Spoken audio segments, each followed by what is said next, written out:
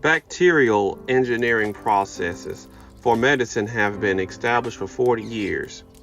We've also been editing bacteria to create the vegetable rennet in cheese since 1990.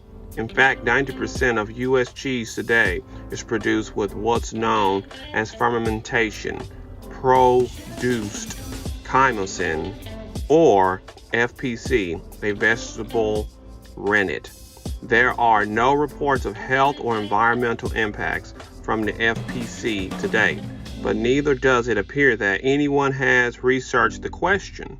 The main health concern with synthetic biology products is that they add new proteins to foods, and those new proteins may be allergenic.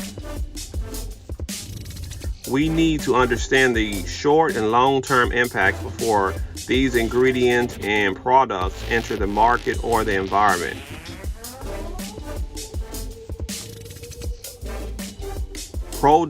Products generally engineered to replace animal products, and stresses the need for stronger regulations for all genetic engineering.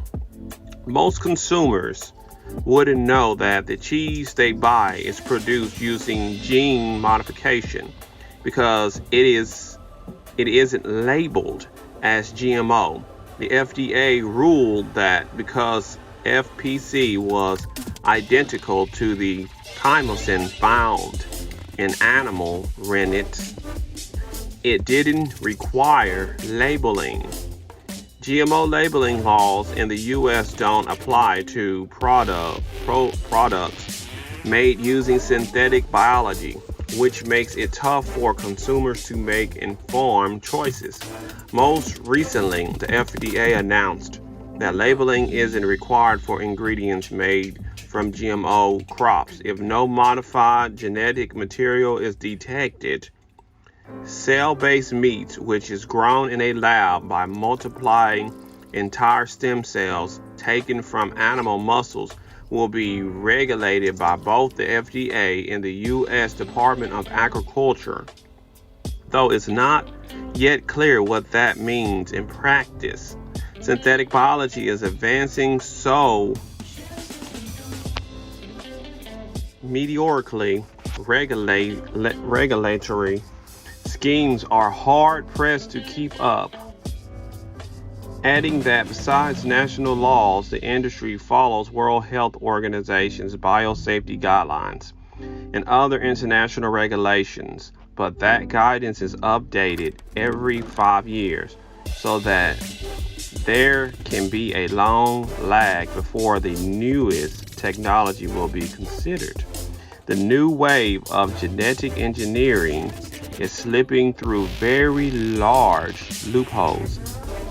People are trying to purchase food or clothing that reflects their values are in the dark. This machine is testing how chewy this fake meat burger is. It's one of the many tests Beyond Meat puts its burgers through. But why? Alternative meat sales have increased across the globe. The market is set to reach $6.3 billion in revenue by 2023. UK-based company Quorn has been making meat substitutes since 1985, and it's on course to become a billion-dollar company. Legacy meat brands are trying to get a slice of the pie too. Tyson Foods, the largest meat producer in the US, was part of a $55 million round of investment in Beyond Meat. The reason for all this growth?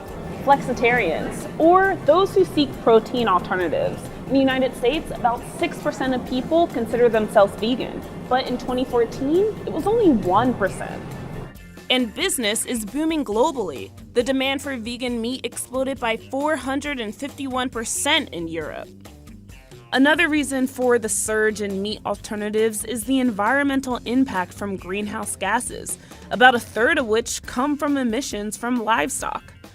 Alternative meat companies are creating products to help dial back on meat consumption, and by doing so, they're changing how we see meat. Do you need an animal to produce a piece of meat? And we found that you really don't. Meat is essentially four things. It's amino acids, it's lipids, it's trace minerals, and it's predominantly water. What we can do is take those same core components from plants and assemble them through using heating, cooling, and pressure into a piece of meat. Brands like Beyond Meat say they don't want to be known as meat alternatives. They're sold in the meat section at Whole Foods, and to them, what they're making is meat. They create plant-based proteins using some of the same components that make up a slab of beef. Even restaurants are breaking into the alternative meat market. Homegrown Smoker in Portland has an entirely vegan barbecue menu.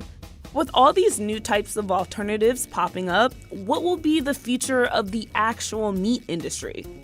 Well, it's not going anywhere. Although the fake meat business is growing, the size of the U.S. meat industry is still immense. It costs the United States up to $289 billion a year. By 2050, that number could be as high as $1.6 trillion. But as the flexitarian demographic continues to grow, it means more cows might stay in the pasture.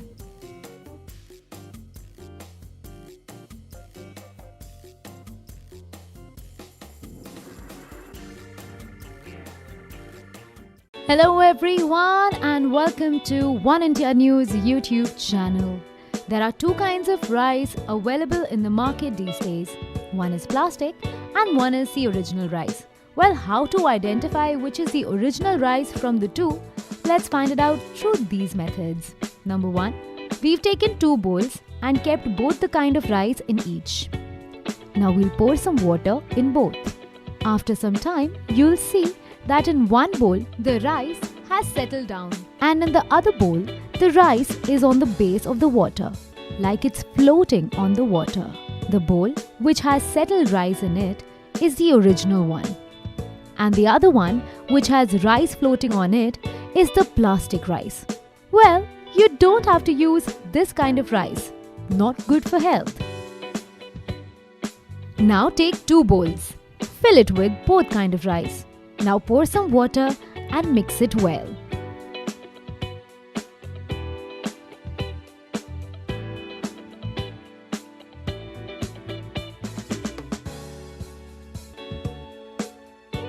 Now take these bowls and heat them in the microwave oven for 3 to 5 minutes.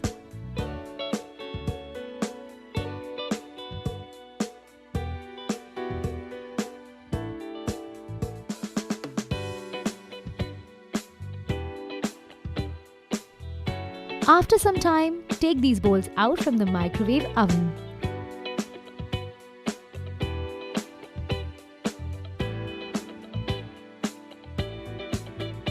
Now you will notice that in one bowl, the rice is all set and ready to eat. But if we see the other bowl, the rice is not ready yet, and there is still some water left in this bowl. And if you take a closer look, you will notice that there is a thin layer of something different which is quite unusual. This is the layer of plastic. Hence, this bowl has plastic rice in it and the other bowl has the original rice in it. You have to eat this rice. Now one more easy way. Take a spoon, put some rice in it and try heating it using a normal lighter just like this in the video. After some time, you will notice that there will be smell of something burning, just like a plastic burns. If you do smell something like this, it means that this set of rice has plastic in it. Now try this method. Take a frying pan and heat it for some time and pour some rice in it, just like you can see in this video. You will notice that there are few rice particles which will start melting or contracting. This melting rice is not the kind of rice you should be eating. This is pure plastic. If you see this, plastic is also sticking on the pan unlike the other rice on it. And now, when you'll shake your pan, you will see that the original rice has come on the other side while the plastic one stayed right there and got stuck on the pan. The rice on the other side is original and the sticky plastic is the plastic rice, which is not right. And you shouldn't be eating that. I'm sure if you'll use these methods, you can easily identify the difference between plastic rice and the original rice. and hence you can lead a healthy, wealthy life.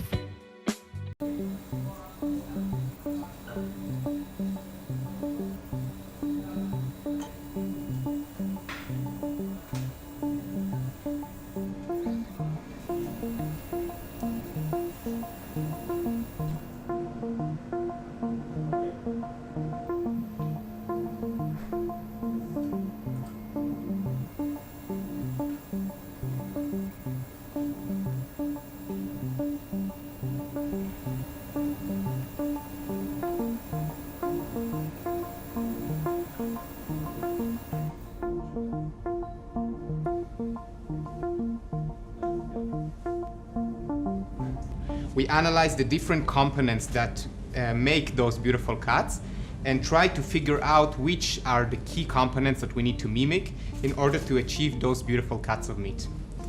We identified three main components: the muscle, the blood, and the fat. These are the components that we need to mimic in order to reach the perfect, beautiful steak.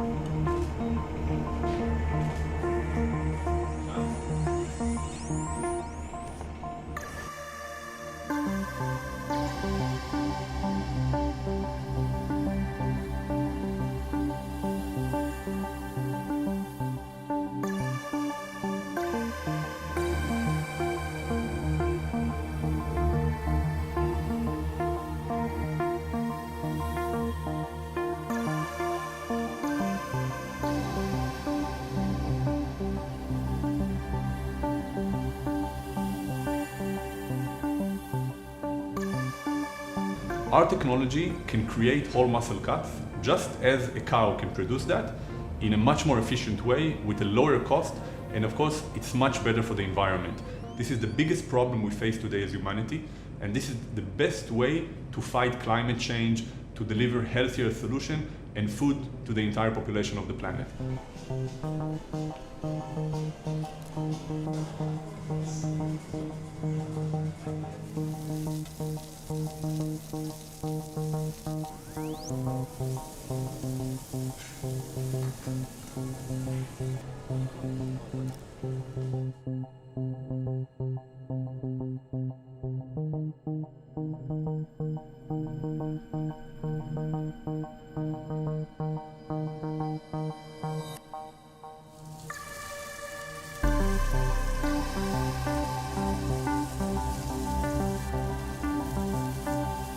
We can do the entire cow, not only one part of the cow. Steaks, roast, slow cooking, grilling, everything that an animal can do, we want to do the same or even better. We want to work with more and more chefs around the world, more and more meat distributors, and we don't see a reason that this can't be in the table of everybody in every country around the world.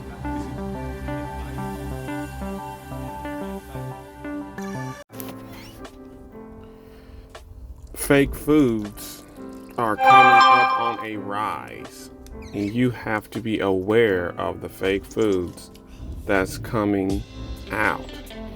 And rather than buying foods from the store, you need to learn how to make your own, like grow your own vegetables, grow your own rice, to start being self-efficient, because it's not going to get any better than the way it is now.